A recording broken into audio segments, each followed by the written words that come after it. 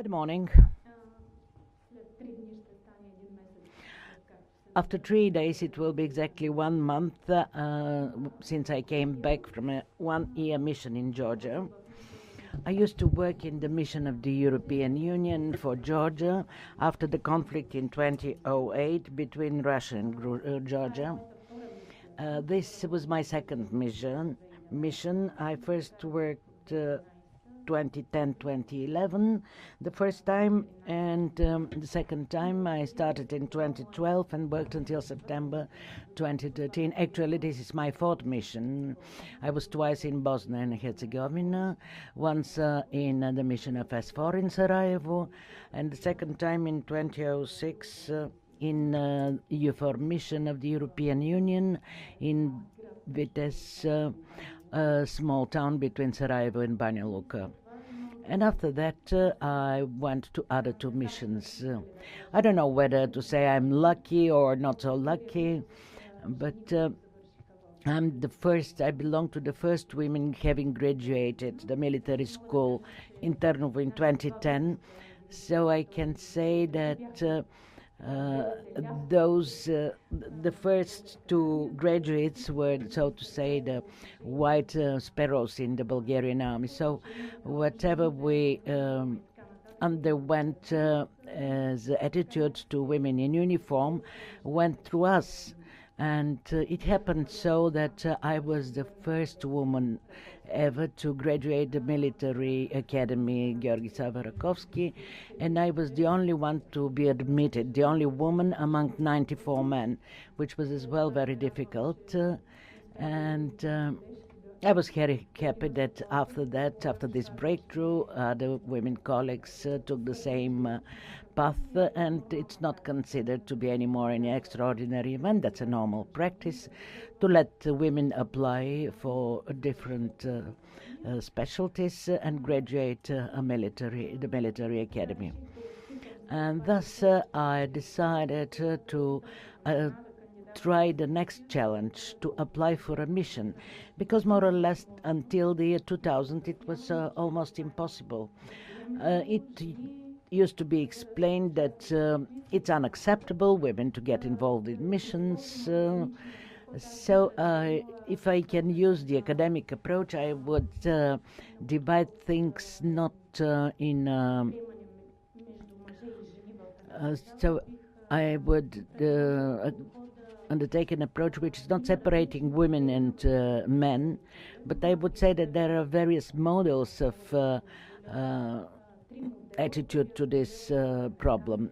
The first model is the US model on how they perceive this model and this challenge. The second model, I would divide it in two, all member states in the European Union, because there is a more specific attitude in Norway, Sweden and Finland, which I perceive as the three countries which have no issues, no problems about the perspectives in the development and the leadership of men and women.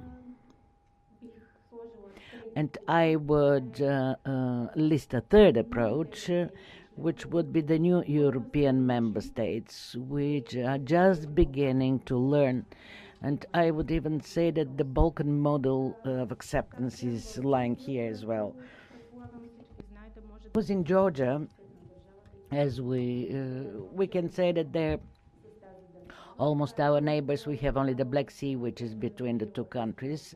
This is the only country in the world which is Orthodox, has the Orthodox religion after the Armenians. I would say that this is a country of many contrasts. There are different religions in the country.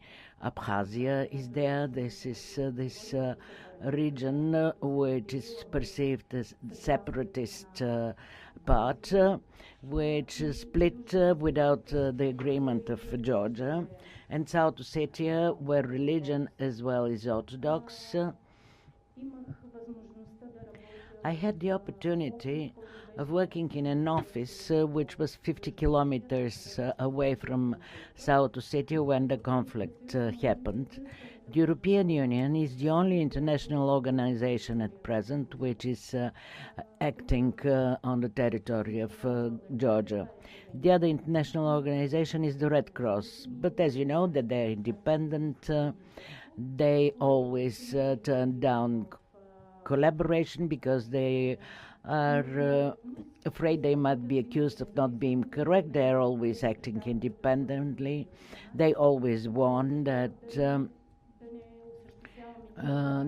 they do not want to be approached, and because they don't want the contacts with other organizations to be a difficulty in their work. The major problem in this country, Georgia, is that all refugees during the conflict, there were several waves of emigration. We are accustomed to call them refugees, but you know that there are two types of people who have left their country. The one group is refugees, the others are forcefully displaced persons.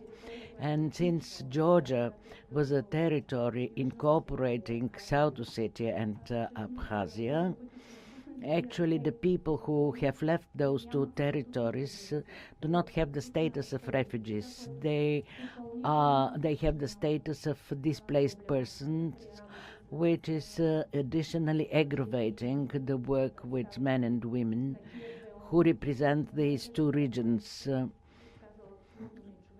And I would say that they live in absolutely unhuman conditions on the territory of Georgia.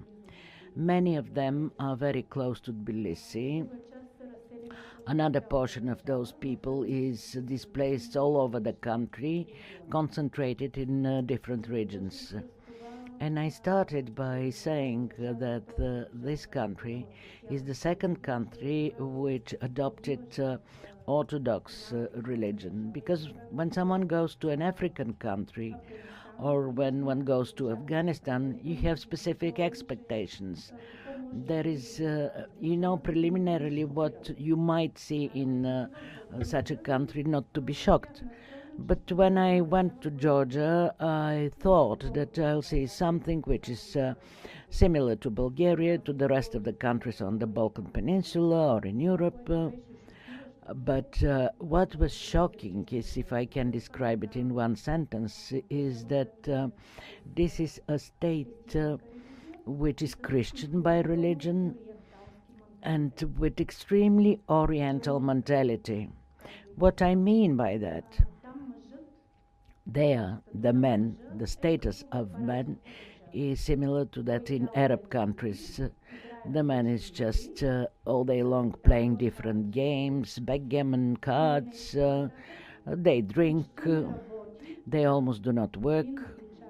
They drink either wine or chacha. This is Bulgarian brand. It's called chacha in Georgia.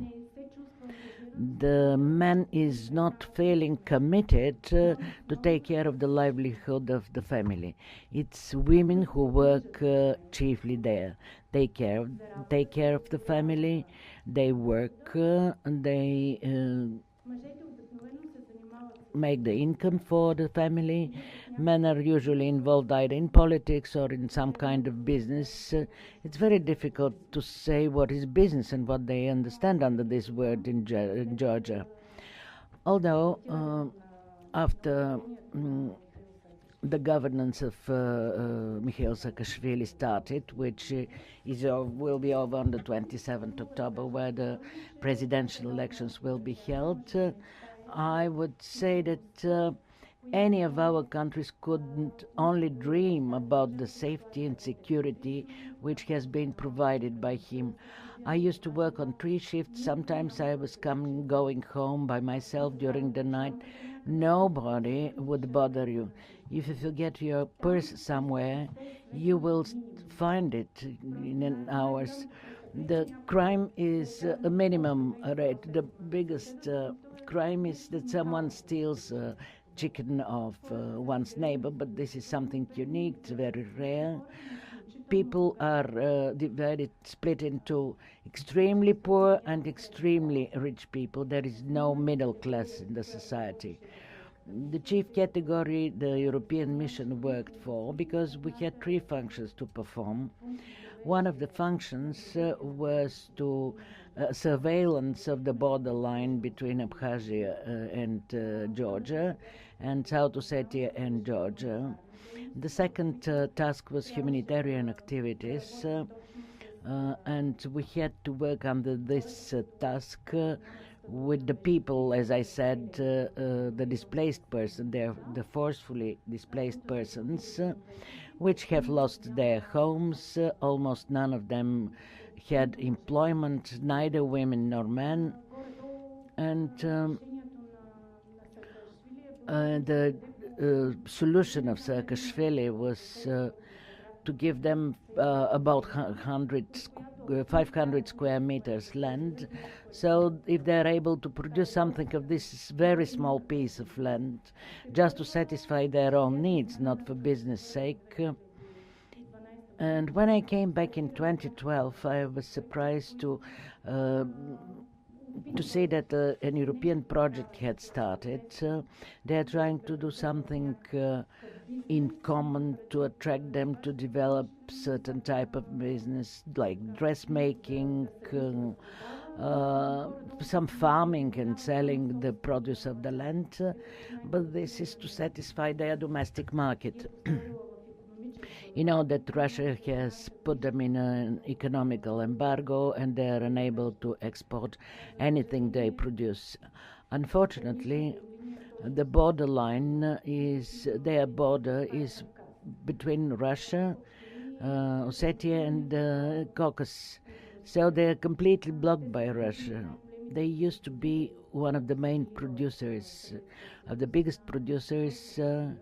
Well, they were within the Soviet Union, and their major markets are in Russia. So the policy of Saakashvili was that a ban in 2010 on learning the Russian language. He banned watching Russian TV and communicating in Russian.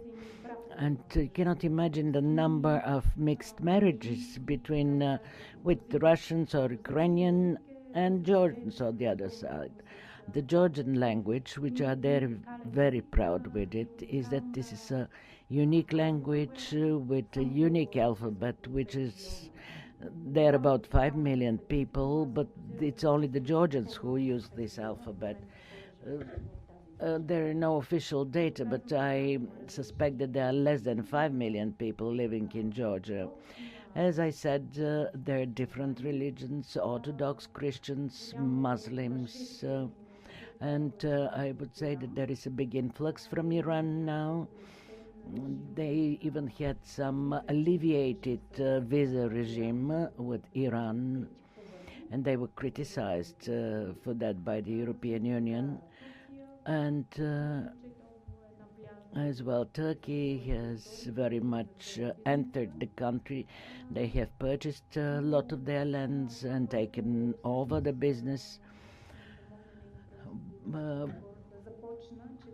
What helped me was Her Excellency Mrs. Vikor, is that in Africa women do not inherit men. It's absolutely the same in Georgia. When the husband dies, the woman does not inherit anything from his property. Who is the higher if there is a boy in the family?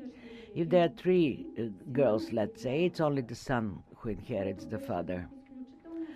For me, it was an extremely strange discovery. It's not provided for in the legislation. There is nothing mentioned on this issue, but it's some unwritten rule which is by tradition followed for years. So when there are daughters in the family, they do not inherit. We tried to raise this question as something which needs to be solved, but in general lines, it's very difficult to make a breakthrough. We had a unique task because domestic violence in that country is something normal. It's like eating. So this is not an issue to be discussed. So one of our tasks was visiting different checkpoints to ask about this matter. We kept asking in the police stations what is the approach, and we used to get various answers because we usually asked men. There was no, because all these positions are taken by men, so we didn't ask women. Whenever we would ask them, they said that's private space, that's a personal matter. Even there was a situation when, because we were using translators, sometimes those who spoke Russian could directly speak with the Georgians in Russian. Some of them did not refuse, but when they refused, we used translators. So the interpreters, most of them were usually Georgian women. So can you imagine a Georgian woman asking Mr. Colonel, whoever, someone taking a special position, how they cope with domestic violence? There were replies like, this is my privilege, that's my personal space, and so on. For me, replies were shocking because I thought that Georgia is a country which is much higher developed and on top of these issues. So it's not only an African country which could amaze you, but a quasi-neighboring country as well could lend surprises. So I'd say that the European mission between 2008 and nowadays achieved a significant development because they gave the opportunity to women to study in police and military schools, to be appointed to certain positions. Of course, not forcefully, but in a very diplomatic manner, this breakthrough was achieved. And during this mission, I worked 4 months in a border team. Then I went to a team working mainly with the police and the army, and it was extremely pleasant to me even to see a woman who has already been appointed as a chief of a police station. It's not a very high position, but anyway, that was quite an achievement. I met women working in the army, graduating their military schools, and they are not only trained for administrative and medical positions. So I would say that such missions, international missions, like the European mission, with the involvement of 27 different countries, each one is contributing something different, traditions, specific customs, and when it's united around the same cause, it's possible to exercise influence over a third country. But the most difficult is the change of mentality. As I say, I think I'm one of the rare birds in our troop. How difficult for me it was back in 1992 as a lieutenant to start working in this exceptionally male profession and male territory. I believe that still there are situations when they not perceive us as equal professionals. And I do not blame them. This is a part of our Balkan mentality and our traditional society, our patriarchal society. And as I say, maybe 50 years will be necessary that there happen a shift in generations and to achieve a change in mentality. So as Bulgaria was having its own problems, so do the other countries. Thank you very much for your attention. If you have any questions.